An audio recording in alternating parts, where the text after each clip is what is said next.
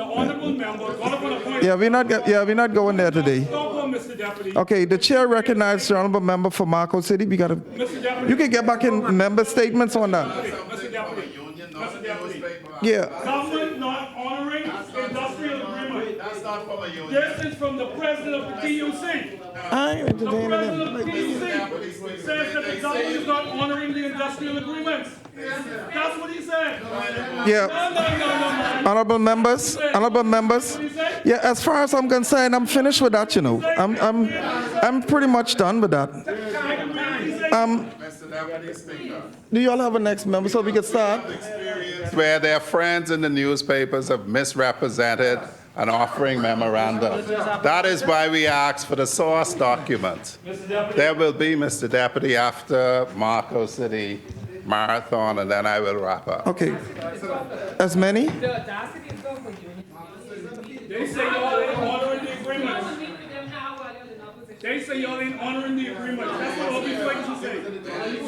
Y'all need to talk. Go to the clock. The chair recognizes the honorable city for Marco City. Start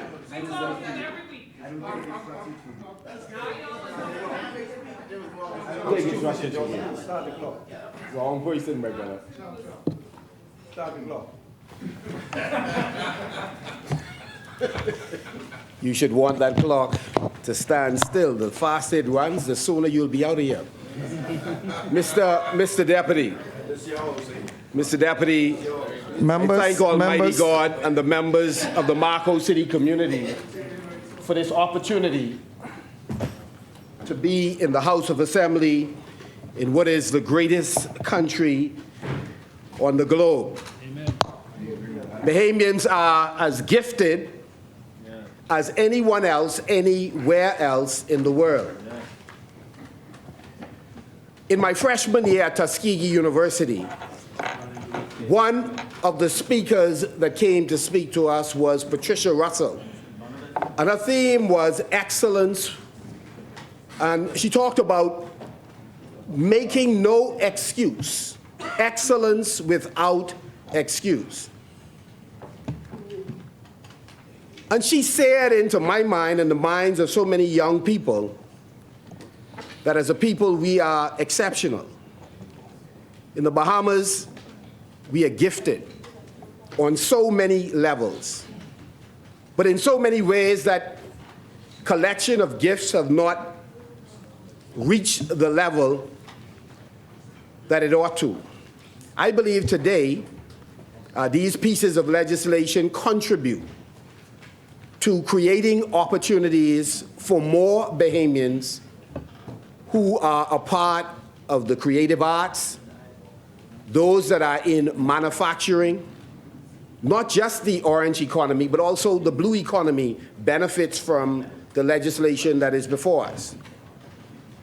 And as was stated by the member for Angliston, this is a continuation, this is a relay race, one administration after the other, putting layers on the protective system that ought to protect our patrimony, our creativity, and our creations. What was referred to earlier was the Biological Resources Bill, the Access Benefit Sharing Bill, where Bahamians finally understood that it was important that when researchers come to the Bahamas, in order to conduct research as they do in San Salvador, as they do on various islands, we must mandate that they share the results of those studies, which we are now doing in the Commonwealth of the Bahamas as a result of successive government's intervention. And secondly, we must make sure that the research that they then, universities and researchers, monetize or work in conjunction with multinational companies, that we benefit from it. We must have access to the benefits. The benefits must be shared with the source country, the place from where they gain the natural or biological resources.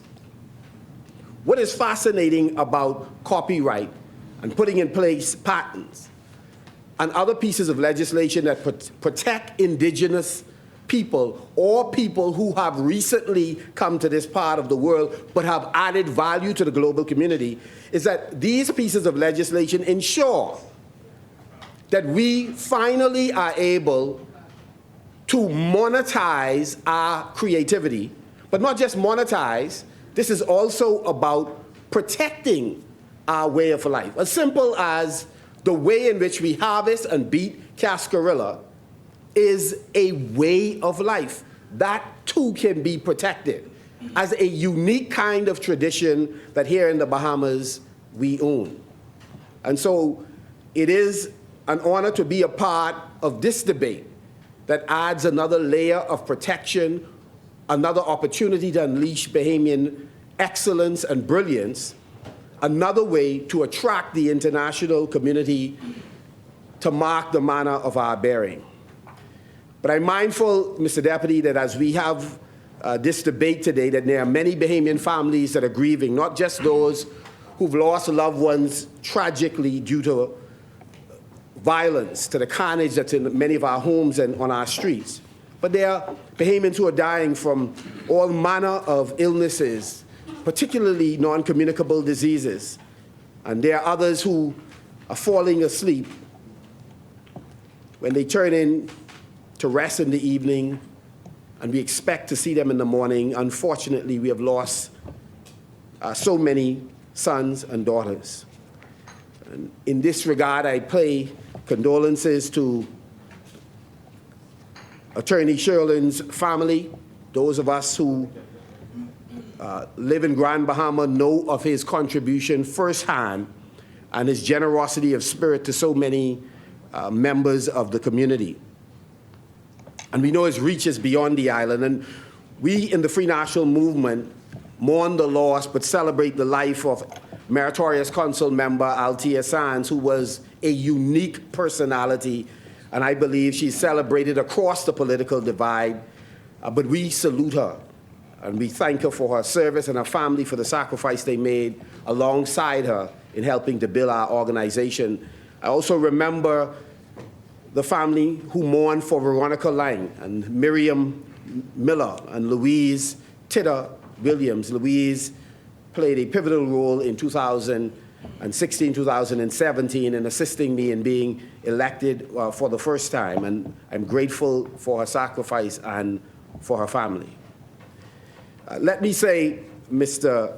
Deputy, that culture is the glue that in many ways pull our people together. One of the simplest ways to look at the value of cultural creations is to imagine them not being there.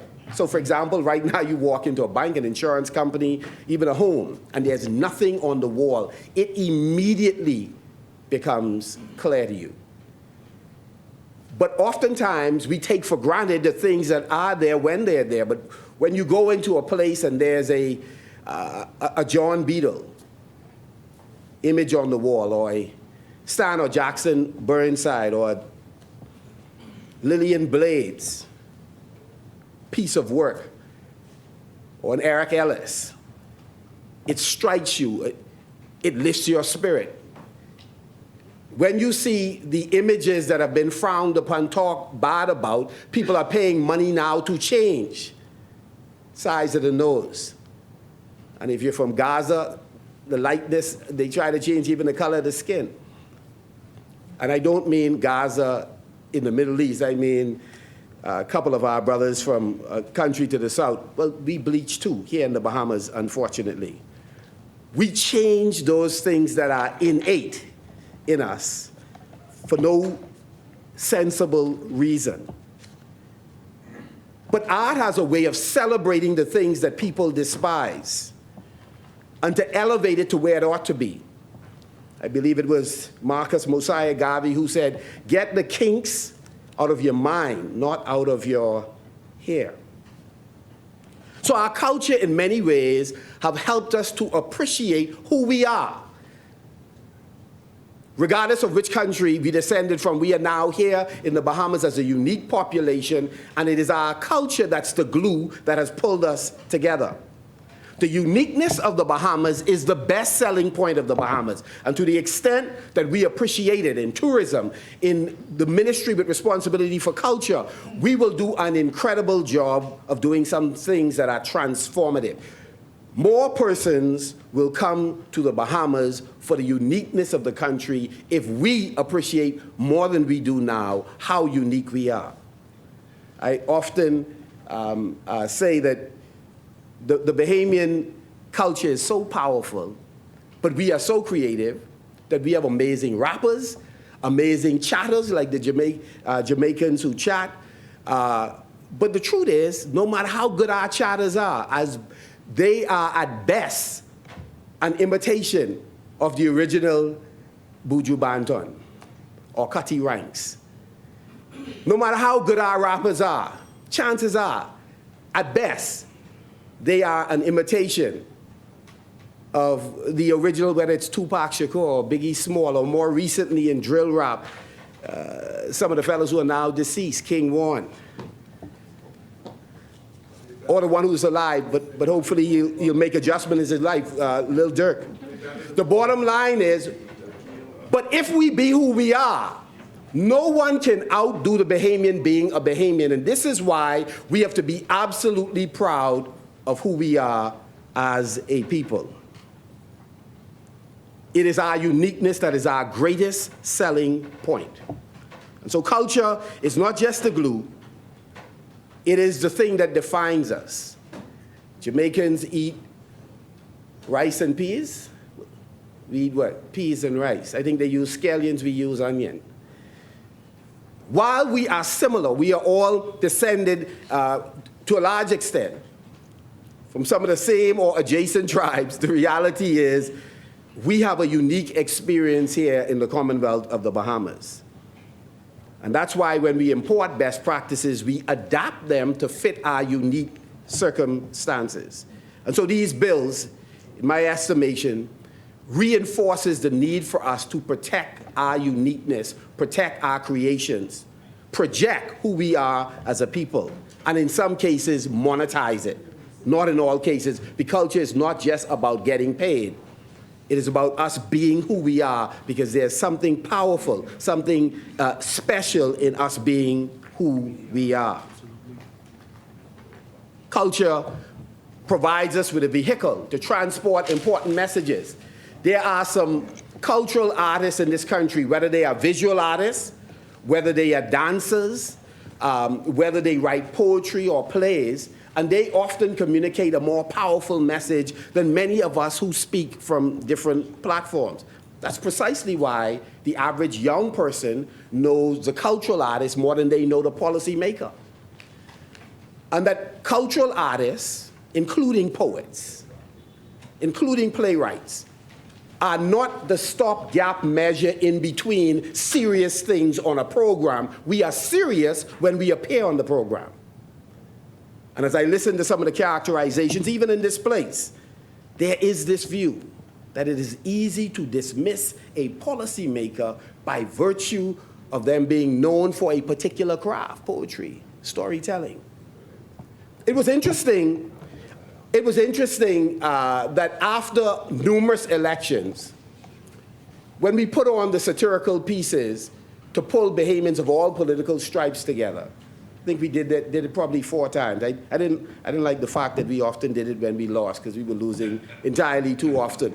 But Bahamians were coming out of their house who had lost in the election, who hadn't come out before. I remember one of the former ministers said she had not been out of her house to a public function until we put on a production that she could laugh at herself and what had happened for the first time. And so FNMs and PLPs and others were sitting next to each other. We got some ministers to come and play themselves on stage. Granville McCartney did. I think we had Frederick Markle Pine, we had Teresa Marks Ingram. It was satire communicating a serious message in a humorous way about our political condition. Sometimes in this place, we take ourselves entirely too serious. I've been guilty of that myself. Many times. I received that. I agree with you. I agree with you, my brother. But the reality is that work is the work that Gia Pierre is now doing. In Turks and Caicos Island, I believe, as we speak, doing an incredible work, communicating messages that sometimes we are unable to communicate to the rest of the Bahamas, inspiring them to appreciate who they are and what we have contributed, not just locally, but internationally. The potential is powerful when we appreciate the image we see in the mirror and love it. And the monetary benefit is incredibly powerful. If only the Parliament would pay us what we used to make when we were in the cultural arts. All right. 5 months running a production for 40 times, you could carry home $500,000. Now, by the time you exit this building and get across the street, you've already committed to some folks who are waiting the 28, or 28 or 26. What do we make? It's one of those.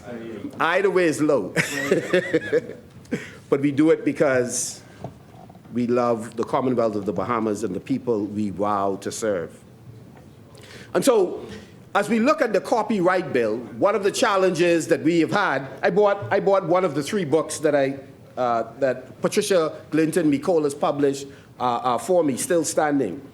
And I've had the interesting experience going to schools where it is on the BGCSE syllabus to have teachers, sometimes they would ask you about a passage in the book. I could read Them and Us, that talks about Progressive Liberal Party and the Bahamian people. And, but sometimes it's a photocopy. It's a photocopy.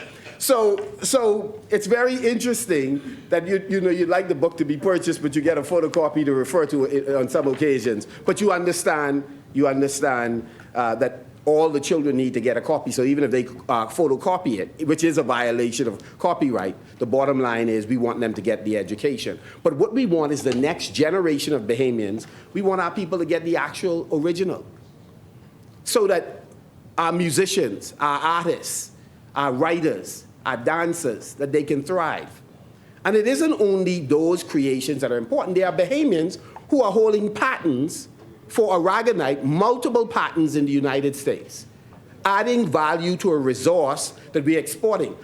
A part of the mistake we are making in the Bahamas through successive administrations is we are not adding sufficient value to our natural resources and creating an industry here in the Bahamas in a variety of ways. And the transformation of aragonite into agricultural products, et cetera, and other products, industrial products, high-tech products or technology, again, there are Bahamians who have patents in the United States rather than in the Bahamas because they've seen the benefit of doing it there.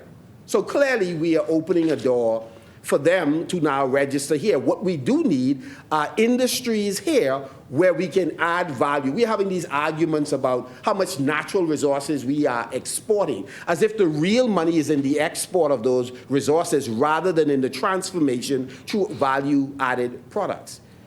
We must then sensitize the next generation that this is where the real empowerment is. In Michael, and I see the Member of Parliament is here, I know that there is a massive Cascarilla project that is underway. Though in real terms in dollars, it has to be bigger. When we were in the chair, we worked on the project. There was a parcel of land that was being allocated. I regret we did not pull the trigger on that. I encourage you, if you haven't already, to sign off on 100, 200 acres to make sure that we could grow the Cascarilla, grow it in a sustainable way, harvest it, but do the refinement of it here rather than sending it off. The same thing is true of sponge, that we should add value onshore, create an appetite for people to come here to experience and consume more of our stuff. That's a part of what we hold as a real potential for economic empowerment of our people. When we moved to go to zero export of counts, and before I left office, we did, as the Minister of Fisheries, we did stop the export of count internationally. A part of it, no. When we left office, it was at zero export. We had reached the point of zero export. And the reason was to protect conch because you need X amount of them in a particular geographical area for them to continually reproduce itself. But the second reason is People will come here if we create an appetite in the international market for things Bahamian in general, but Conch in particular. People will fly here to also experience your delicacy, especially since it affects one of the most important areas of our lives. Is in the top 2. All right, 3 then. But the bottom line is it's important. And so when you have a unique commodity and you create an appetite in the international market, people will flock to you in order to experience it. And so I share the view of all of my colleagues on both sides of the aisle that make the point that the orange economy has tremendous potential for economic expansion. So does the blue economy. Both of these economies are impacted by the passage of these bills today. And so we wholeheartedly support these bills. My colleague gave a caution earlier, and I think it was answered later on. This is a relay, and in some cases, we may commence a thing, or this administration, as you're doing now, there are some projects that you're starting, you're not going to finish. So chances are, in Cat Island, Rumkey, San Salvador, we will probably end up finishing the airport when we come to office, either next year or year after next. Exuma may not finish the airport, and so we'll have a chance to finish that as well. So there are a number of things that we started, didn't get to the finish line, and I'm glad that you will have an opportunity to complete some of them. To the extent, I forgot, look, my good friend from Exuma, I used to beat on the basketball court in Stapleton Gardens years ago. The member for Exuma will start the airport in Grand Bahama, but by the grace of God, with 5 seats in Grand Bahama, we'll finish that airport and we'll get the hotel sold. If you, just like it's a new day over there, it's a new day over here. So I'm just saying to you, we'll get a chance to finish those projects. And let me say,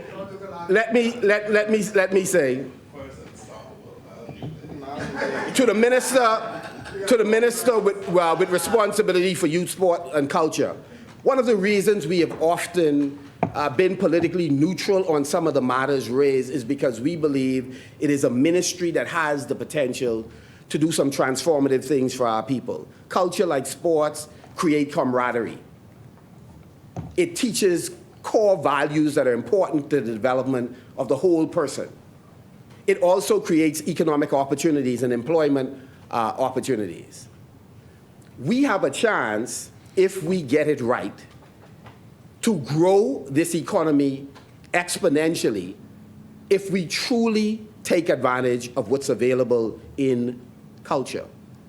For example, the National Arts Festival have upwards of 10, some years 15,000 plus young people participating in the festival. But yet at the end of every year of graduation, Brother Munnings, less than 2 our young people join the ranks as professional cultural artists, even though over 15,000 of them are participating in the National Arts Festival and cultural events. There is no faith-based organization, Christian or otherwise, you could go to in the Commonwealth of the Bahamas, and you can't find a band. Think about that for a moment. Everywhere you go, there is a band. Bahamians we just could play almost any instrument. The question is, why are so many talented Bahamians unemployed? Through the corners, from the Fort Finn Castle all the way to Pinewood, from Nassau Street all the way to Village Road, negotiating life and death issues on the side of the road or in the back of a yard. Unemployed, idle, prime targets for the fellow who want them to be a shorter, to run a shipment, guard a shipment, thief a shipment, when they have skills that we have not yet figured out as a private sector or as a government how we are able to positively direct them, monetize the talent in order for them to thrive. We have incredible, brilliant artists and designers who every year put brilliance on Bay Street. And in the off season, many of the brothers and sisters are unemployed. So we have to figure out collectively, no, this ain't just my thing, your thing, this our thing. So all I'm saying is we have to find a way to assist. One of the ways certainly is, let's build those multi-purpose Junkanoo shacks. I think we squandered the opportunity. We had the designs completed. We were allocating the land to each Junkanoo group. You have a chance. Don't squander the opportunity. Build the multi-purpose Junkanoo shacks, assist every major Junkanoo group to have multi-purpose state-of-the-art shacks. What it will do for your tourism product, it will inject even more life. What we lack is attractions on the ground, and that's why a lot of people stay on the ships. We count them, but their money don't count on the shore because they ain't coming. But if we created the multi-purpose Junkanoo shack, if we create a mega stadium, people I know are sentimental about being on Bay Street because of the history of Bay Street. We didn't own it, and now we could stomp on the streets. That's a joke. Them times gone. More people of African descent own some property on Bay Street, but that ain't where the struggle is. The struggle is how do you monetize the creation that you have, put them in a stadium, charge people some funds, get television rights, let people go, and not just multiple festivals can be in a massive stadium. So we have an opportunity to do some very unique and different things. We don't need the nostalgia of Bay Street. If you have concerns about ownership, let's just buy more places on Bay Street. But this is but one of several centers of commerce for Bahamians to develop. Whether it's Carmichael, whether it's Palmdale, all over we can develop centers of commerce. So do we need to transform the area? Of course we do. I thought that tourism under the leadership of Cooper and with the help of Randy Roll did a wonderful job tearing down a number of the buildings. Let's go to the next level now. Let's create murals. And there's no reason we should be having so many dilapidated buildings. And I think the Minister for Grand Bahama, working with all stakeholders, we can explore the mural project. Because it is true that as you drive down Queens Highway, your spirit dips when you see the amount of buildings that used to house powerful buildings, now dilapidated. How do we, until such time as we can put businesses back in them, let's create some murals. Let's lift the spirit of our people as we drive through to a new kind of Grand Bahama, a new kind of Bahamas. I believe we can do it. And so we are prepared to work collaboratively with the government. But like we say, where the government falls short in executing these things, by the grace of God, Marathon, in 2025 or 2026, we'll take on the challenge and we'll execute.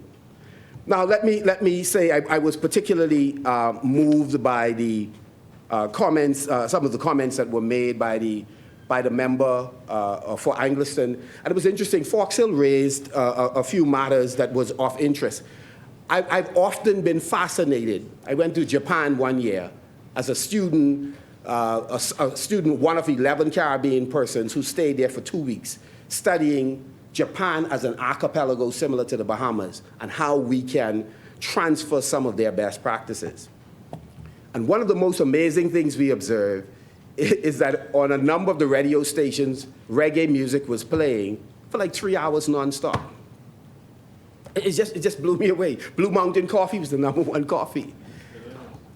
And the young men, when they were going out, of course not me, I was trying, a member for being in Grandstand, to be a good Christian young man. I stayed, but for the young men who were going out, they knew the surest passport to meet folks, to socialize locally, was to say they were Jamaican. The culture translated in Japan.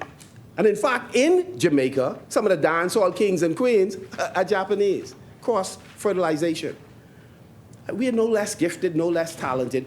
And the reason I raise that as an example to say that we have a powerful culture in the Caribbean in general, but also in the Bahamas in particular. But you get what you reward. If you don't invest in a thing, the thing doesn't flourish and it doesn't grow. And that's why I believe we need to increase the cultural grants coming through the Ministry of Youth. That's why SBDC, the Venture Capital Fund, and other funding mechanisms must pump additional monies into the creative arts. But the government money is limited. The private sector money has an opportunity for us to invest in these areas. And I agree with the member for Fox Hill. This isn't all about the government. It's about the private sector investing as well. And so as I wrap up, Mr. Deputy, I think we have a wonderful opportunity. I think this is a step in the right direction. We have plenty of work ahead, but this is an important piece of the work that is being completed. Just before I sit, I really do want to send a shout out to my daughter Michaela to let her know Daddy loves her, and to my wife Berlice. As I do so, I can't help, Mr. Deputy, as I take my seat, I can't help but think about a colleague of mine who has a little child as well, but can't register his child. I have a colleague who has a wife, but can't register his wife. For whatever reason, he's running into difficulties, and I'm asking colleagues, I'm asking the Attorney General if he's listening, that we have a member of Parliament who sits 2 chairs away from me, has been trying for a long time, is in the process of taking out a judicial review just to try and get his child registered and his wife recognized as his wife and their child as a child born in wedlock. And so as I said, a shout out to my own family, I think every family should have the dignity, unless there's something we are completely missing. The member for Long Island should be able to register his child and not be made to feel as if there have been personal intervention by someone to stop what should be an ordinary process for the average Bahamian. And so as I take my seat, I want to say we support these bills. We know that it's a step in the right direction. It will, in fact, create opportunities. It will help our young men who are gunning each other down or beating women because they think they own them. It will help them to look in the mirror, I believe, and appreciate themselves and value the people who are in front of them as being special as well. And so as I take my seat, I want to say we support these bills, and I support my brother being able to register his child and his wife to be registered as well.